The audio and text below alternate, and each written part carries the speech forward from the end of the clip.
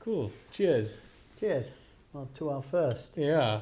So I thought, seeing as now we've recently, launched the website and we're going to be publishing articles on there, like I told you earlier, to maybe chat about related topics. Yeah. And the first stuff we are putting out there is about, well, firstly it was the history of time and Swiss watchmaking. Right. But then more specifically, and I think maybe what we can chat about today is why Swiss watchmaking actually matters.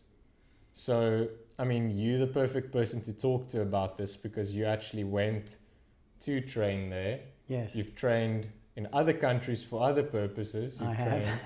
Trained in Switzerland for watches. Yes. But why does that actually matter? Because now you could say, well, the people that receive watchmaking training in Hong Kong or wherever else to go and work for Grand Seiko or something, they've also got brilliant tech. They've got brilliant instructors, what have you. Why do you think it's so important to put out there that it's Swiss trained watchmaking? Well, firstly, I feel that each manufacturer has its own way of doing watchmaking. The fundamentals are all the same, but it evolves. All these manufacturers, as their movements and as time goes on, their movements, their materials, they're tried and tested over years and years and years, and they evolve. The importance of having a watchmaker going from any country in the world back to Switzerland to the source is because they've tried and tested every single part over years and years and years. And the materials change, the lubrications change to give the watch longevity. Especially now, I feel it's important because there are so many, I'm going to call them generic parts, but sometimes even go far as to say fake parts. Yeah. That are manufactured in another country, and then they will fit a Swiss watch, but they don't have the same material strengths. They're not really designed for that watch in a true sense. They're designed for the watch, but not in the same purpose as the original part. Yeah. So it won't give you longevity. The parts will wear out a lot quicker, and then there's two problems to this. If you have a properly trained Swiss watchmaker on the watch, they can determine whether the part is a genuine part. Yeah, and that's true. It does reflect as well when it comes to sales of a watch, because you can see a mile away that it's a genuine part. That's worth it, because now we get these things in and we often see it where someone's taken a watch to an unauthorized sales agent and they bring the watch to us. Yes. And then you pick up and you're like, someone's been inside the watch. Yep. Maybe just like run through that. How do you first? I mean, sometimes it's obvious. You can see someone's just gouged the back of a case or something, so it's not too difficult. But how do you really know? Like, let's say on the outside you can't really tell. You have to open the watch up. How on the inside can you tell? You were touching on stuff like gaskets, lubrication, things like that now. Yeah. What do you usually look for that sort of tells you someone had not been trained on this watch? Always bad workmanship. That's the first. You can see a mile away. The quantities of lubrication, what sort of lubrication, but gaskets. I mean, you can see that certain gaskets weren't designed to be used where they're being used. So one can see that. Plus, it's nowadays also, it's not like rocket science. The thing is, everything is now computerized. So we can tell on the sites that when last this has been in a authorized, say, for this purpose, service center. Yeah. Because we can tell by the time span that it's been away. Yeah, and you can also see that, like, let's say, on our system, for example, you could see maybe the last official agency that touched it was in 2016. Now Correct. that's 10 years ago, Yes. but you can see someone's been in there maybe in the past 4 years based on the fact that it had been lubricated, Right. albeit maybe not so well. Right. So like they'll use the wrong lubrication, but you can see, but hang on, if this watch was only served 10 years ago, serviced 10 years ago, Yeah. this lubrication should be Yeah. dried up, but Yeah. it's not. No, or in a very simple thing, a battery. You that's know easy. it's not going to last more than 2 to 3 years, and then the make of battery that all. But yeah, coming back to the original question, why is it still? Yeah, why does it matter? It really matters. Once I say manufacturer brings out, and they bring out new models yearly. A lot of the techniques and the lubrications, what have you, stay current, but some very complicated models, like I was over in Switzerland now for a couple of weeks training, and there is no way you'll be able to put these models together with like multi-time and world time just by functions. guesswork. No, Like you just can't. I can't just take even the manual and necessarily guess my way through it. No. I mean, the manuals, number one, are not available. Yeah. Firstly, But let's suppose I got my hand on like half of it, or I say, oh, this movement looks similar to some other brand's movement. You can guess my way through it. Maybe you can do that, but I mean, yeah. Well. Okay. It's very big. There's a certain manufacturer of just the chronograph models that most people are either too frightened or wisely they don't open them. They service the driving module, but they don't touch that. The problem with that is that your amplitudes of the particular watch plummet if the chronograph modules aren't serviced, and it just doesn't give you. It's not a good timekeeper.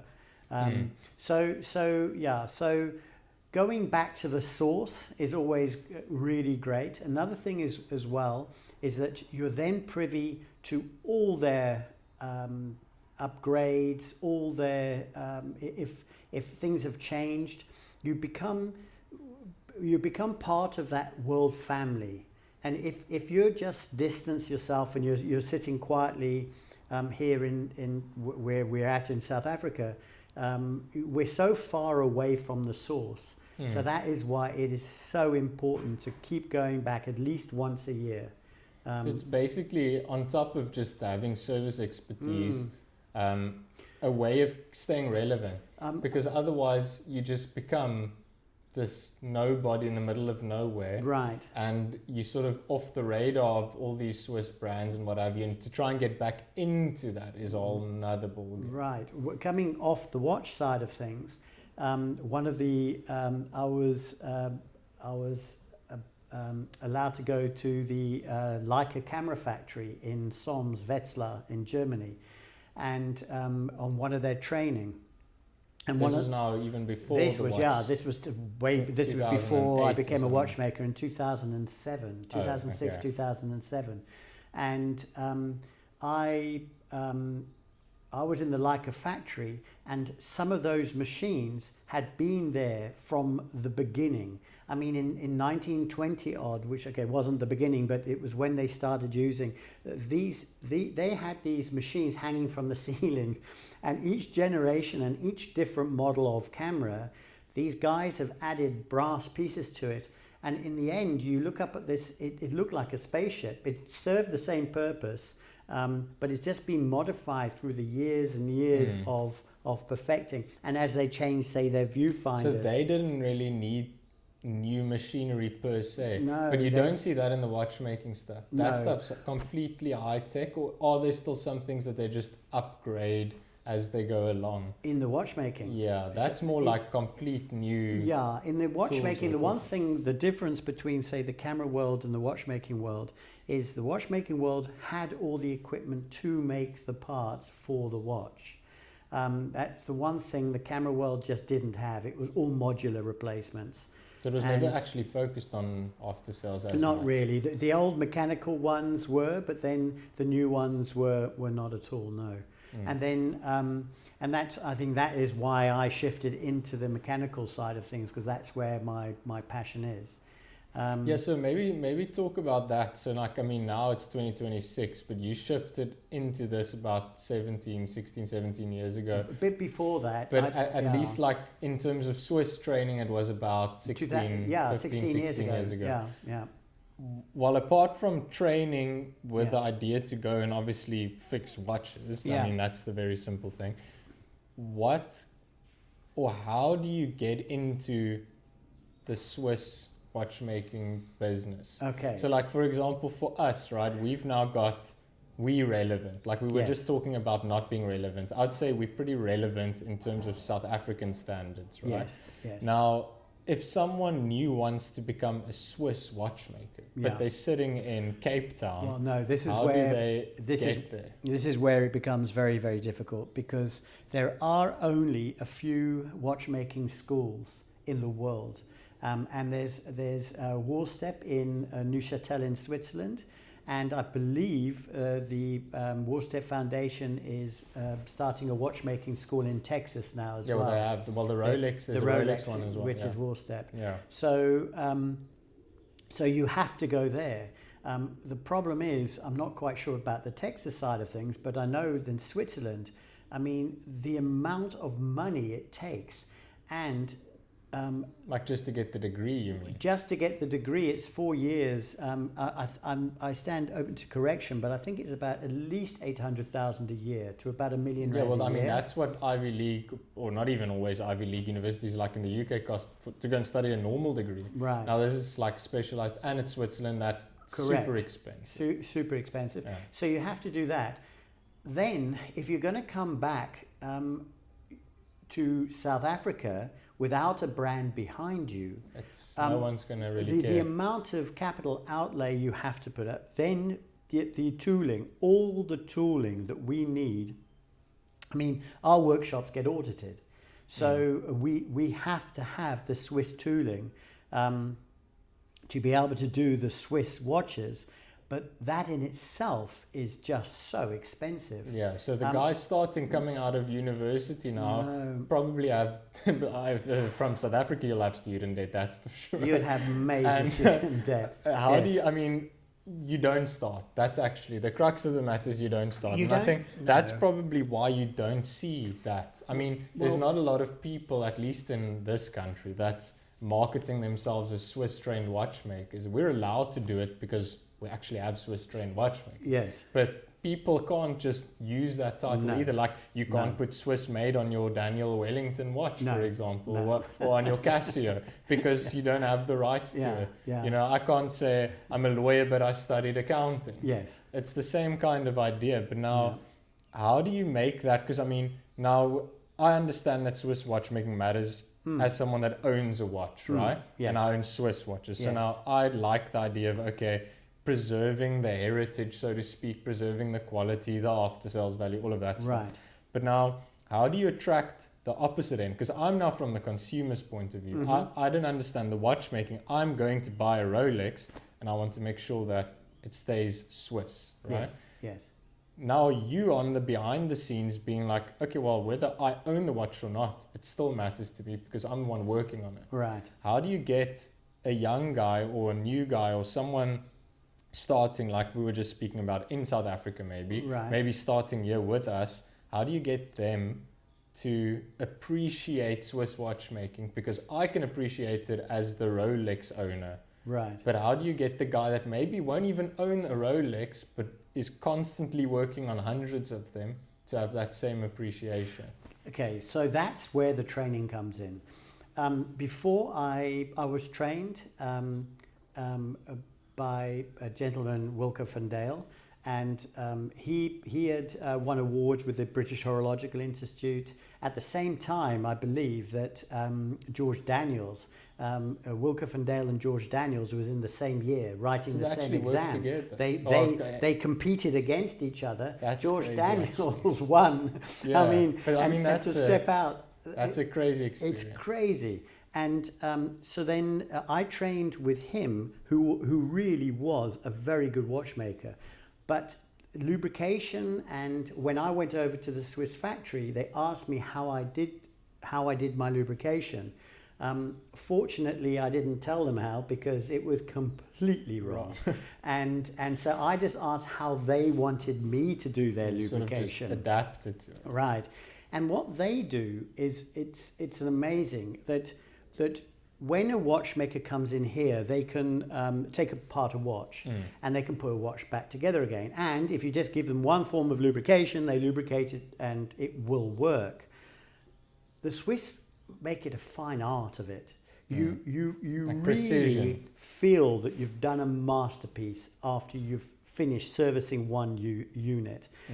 There's different sorts of lubrication. There's different quantities in certain places. It becomes almost, I'd like to say, a fun thing to do, as opposed to the same old. Because the thing is now exactly that. You might get in, say, a Breitling or a Rolex, and it's the same model. You might work on one now, and then you might work on a Submariner now. The next watch that gets dropped on your desk is also a Submariner. Right. Now it's like, how do I motivate myself to maintain the Swiss standards, the precision, the whatever? Obviously, there's factory specs. If you bugger it up, you're going to know about it. No, for sure. But the thing is, like, you personally need some kind of investment in someone else's watch, because ultimately you're the one working on it. Right. You know, you need to have that kind of thing of, every time I'm approaching the new repair, I'm still going to remember this lubrication's needed. This is the Rolex way. This is the Breitling way. This is the Omega way. Right. They all have different types. I think this is where personality comes into it as well, because even if you're working on one particular watch, I had one today that we put onto the machines afterwards, and the amplitudes were just shocking. I'd done everything. What's amplitudes? Okay, so the amplitudes is the amount of power coming from the mainspring down to the escapement and to the actual balance. Which powers the mainspring powers it, and then the pallet impulses it, and then the machines calculate the amount of rotation your balance actually does. So 300 degrees, 320 degrees is spot on. Anything more than that, it has problems. Anything less than that, it has problems. This was just shocking, but the brand new mainspring was faulty. Okay. And so replacing the mainspring. But every time I approach the job, even though I have to come back and do the same job, to me, it's a case of investigation. And it's always, to me, it's not a thrill, but it's just something that you, even though it might be the same watch day in, day out, it's just to fine tune all these things. I guess, where the challenge, it's a challenge. It's the fine tuning, because ultimately there has to be some kind of job satisfaction, even in the simple sense of, like, if something comes in looking terrible and it leaves looking great, you know, or it leaves not working and it leaves working, like on a very simple level. But then we haven't even gotten into, like, the mechanical complexities, etc. But I mean, we can actually start unpacking. We can start unpacking that. That might be interesting, because people, you know, I'm going to ask for some feedback and stuff, especially from, like, friends and things who are interested in or who own watches, because they might really need to and want to hear about these things. Because I think, you know, we speak about this a lot, or at least over the past year and a bit we have, where so many people just buy watches, but they don't really understand what's going on inside them. Right. And then to still tell them, no, Swiss watchmaking matters, they're like, yeah, but whatever, you know, I'll just take it to the guy down the road and he'll take his, you know, set of screwdrivers to it and hopefully something sticks. I'll buy the battery at, like, game or somewhere and we'll fit it, you know. But the thing is, that's fine and everything, but on that note, so another thing is we have to have special tooling to hold the movements, so that when certain parts of the movement are put in, they get sometimes put in under quite a bit of pressure. If you don't have the right equipment, you end up with all the jewel shifting, falling out. It becomes a mess. And if you don't have the agencies behind you and you're not privy to those tools, and you also can't access the parts. No, you can't access the parts. You'll struggle to get there. So next thing you know, as a watchmaker, it would be a nightmare. Yeah, and you're staring down the barrel of repaying stupid amounts. Amounts of. We've had a few from workshops, local workshops now recently, that are absolute horror show. But fortunately, we've got access to. But it's sad because it's sometimes they leave the best part last, or like the best stop for last, because they've gone through all the other avenues. And like, you know, sometimes there really is a way of doing things cheaply. Yeah. And sometimes you really just shouldn't. And this is one of those things where it's like, you know, okay, maybe if you go and find a car dealership and your car tires the exact same model of tire, you can get cheaper at another place. That's like, I mean, on training, a simple thing like when on training they try and fail you. I mean, so you go on training, they judge you on everything. Screw tightness, majorly important. Because you're always wearing the watch, it's sort of bouncing around on your wrist, and if you've got screws that are not torqued down to a certain torque, then they just wobble themselves loose. So it's screw tightness, it's quantity of lubrication, it's quality, and they mark you, even if your screwdriver blade just marks one of the screws, internal screws that the customer never sees, the aesthetic's gone. It's funny. It's things like the pullage inside a watch. I could never understand why they are dressed up so beautifully, yet the customer, unless you've got a glass back to your watch, never gets to see it. You never see it. It does have a function. But still, but the beauty of the inside parts of most watches aren't seen, because not a lot of them have glass backs, and not a lot of watches should have glass backs because they don't look nice. No, correct. So even that. So on this is once again on training. So you replace the screw. So that customer just knows that watch is. It's the same as when it left the factory, when it leaves a authorized workshop. And that is why you go to an authorized workshop, because it speaks for itself. It does. Even the refurbishments, which is a massive part of our business. Yeah, it's actually underrated in terms of the skill set that people assume is required. And like we always say, it's the first thing a customer sees. Yeah. You know, you don't know what's going on inside the watch. They could have just swapped stuff out and mangled it for all you know. Don't know. As long as the little, you know, the hands are ticking and the thing shines, people are happy, you know. Yeah, but the moment you polish an edge off a Rolex or a Breitling, when you give it the wrong finish, you know, you make something satin that should be eye shine or matte, or vice versa. Yeah, exactly. And also knowing the materials, I mean, that's the other thing. And the gold, the gold watches, I mean, they are so easily changed by just because of the wrong softness. Yeah, it can be a nightmare. Yeah, I think that's the whole thing, and this is still one of those industries that require hands-on training. I don't think that's ever going to change, because think about it, as much as systems can become automated, like the production of parts and stuff like that, which has actually been automated for probably like 30, 40, 50 years already. It's getting more automated, but the person that ultimately assembles or gives it that finishing touch or whatever still needs to know what's going on. So the one thing we're privy to is because we go to Switzerland, We see inside the factories. So basically the biggest things that have really changed. So it was maybe 10 odd years, maybe 15 years ago, the CNCs, the micro CNCs came in, so that they make all the parts. Then humans put them all together. Humans also rack up all the little jewels that go inside a watch. They sort them all out. They put them in a special way so that this other machine can then load them and press them. So that's still, but the biggest thing is that when it gets assembled, instead of one person doing everything, which is time consuming, it becomes a conveyor belt.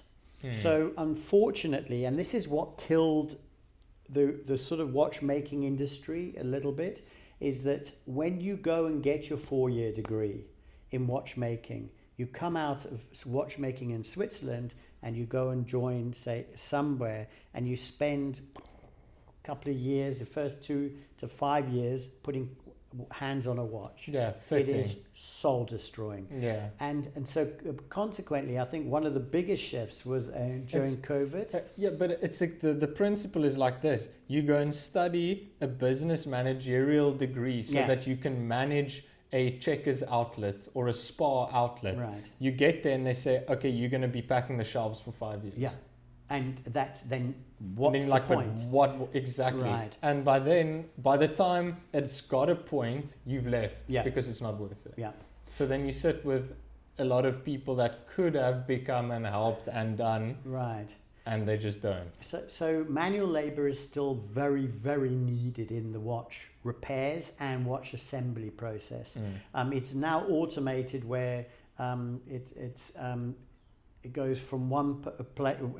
It's a machine. It's an amazing thing to watch. It's these trays that come around and they turn in circles, and you just say your responsibility is to put the hands on the dial. Well, no, even more in depth than that. Say a pallet fork. You put the pallet fork, you put its bridge in, you put its screws in. Next thing, it rotates around maybe 6 times, 4 to 6 times, and then it shoots across sideways to the next person, who then puts the balance in. And then, so that's instead of all running they do. through the layers of the watch, you only do one. You just do one thing, and that's all you do. Yeah. And that's why I love after sales, is because we get to the start to finish of a watch. Yeah, you're not in the factory working on assembly. No, and getting further away from. I mean, the Tudor manufacturer. They've got robots, but their robots are they've got humans doing the work of putting the watches together. But then if that human needs a part, the robots get it. The robot's like the assistant. It's the PA to the Every single thing, like stock control, they know where it is, how many they've got left. They do an automated stock take as well. Yeah, and then it shoots from the parts across back again, and you've got loads of these things. So these factories are becoming automated, but the world is not getting any. They're not making any less watches. mechanical That's mechanical exactly. watches. I recently, I think I posted something about that, but I spoke about this recently too. It's about the fact that Swiss watches, in terms of exports, aren't going down. No, they're not. It's getting more regulated in some countries and what have you. Right.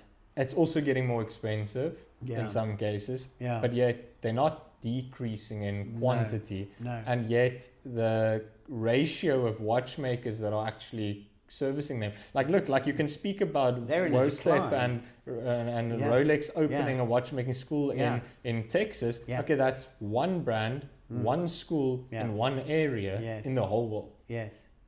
It's still not enough, even that. Well, I mean, it's a nice idea and it's going to be good for that specific brand, but it doesn't necessarily speak to all the other watches in the world. In 2016, I was on a training course with a Dutch gentleman in Switzerland, and we were just talking. I asked what watchmaking school had they gone to, and when they had qualified, and that was, I think, probably around about 5 or 6 years prior to that, he was in a watchmaking school in Holland, But in fact, it was a jewelry watchmaking school. And out of, I think it's about 1,000 technical people, 2 were watchmakers. All the rest went into the jewelry trade.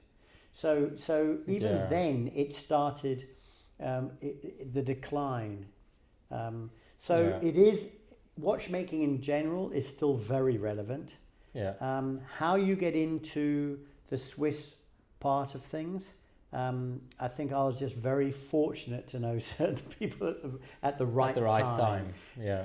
Which is why we're called the right time watchmakers, for the simple reason that... So now if someone wants to know more about it, we are right time. So it's the right time to probably reach out. Yeah. But I think that's the thing. It is still pretty incestuous in that sense, where it's like you, for example, have good rapport with Breitling. Let's just use them because we're allowed to. They're our agency, right? Yes. We've got good rapport with them. So you get a junior come in and say, I want to train. Right. Great. You start them, you put them on an internship, whatever the case is, how many ever years. Right.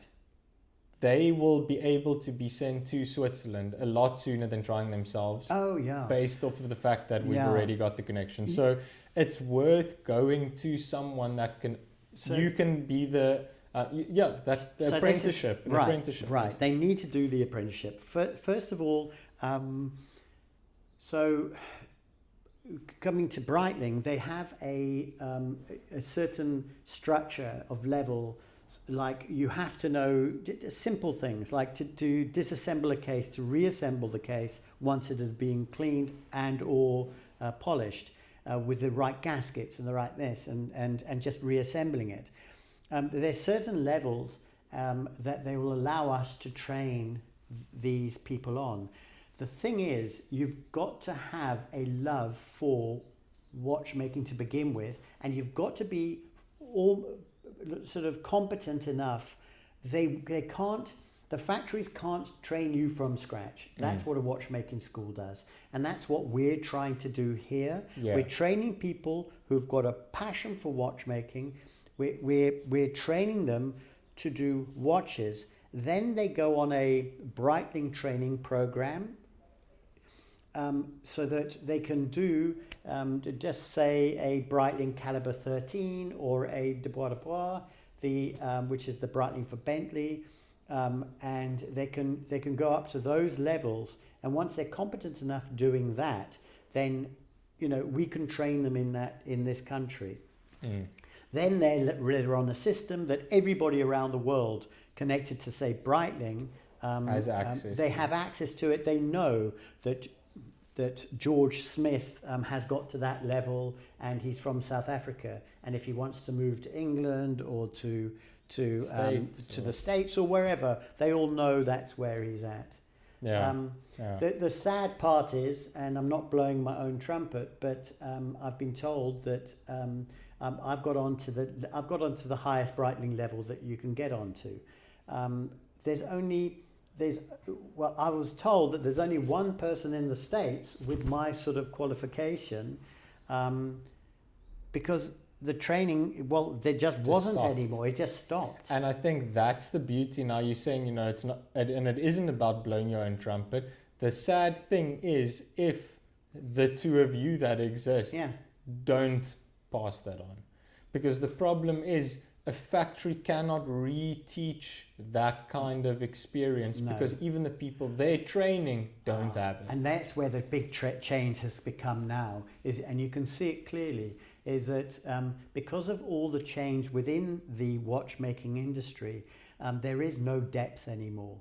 And in fact, I probably hold a lot more of the knowledge of the product than a lot of people who are there now. Yeah. Because I've been doing it for years. And you've been doing it's my older passion. Models of the same models now that you can say, I remember the one that was brought out in 2000 versus the 2020 version, and these are the differences. Whereas some of the people aren't even that old, including myself, So it's literally the same thing. And you get people that are basically my age now that are almost like trainers or are training certain parts of things, and you can't know enough because you just haven't spent enough time doing it.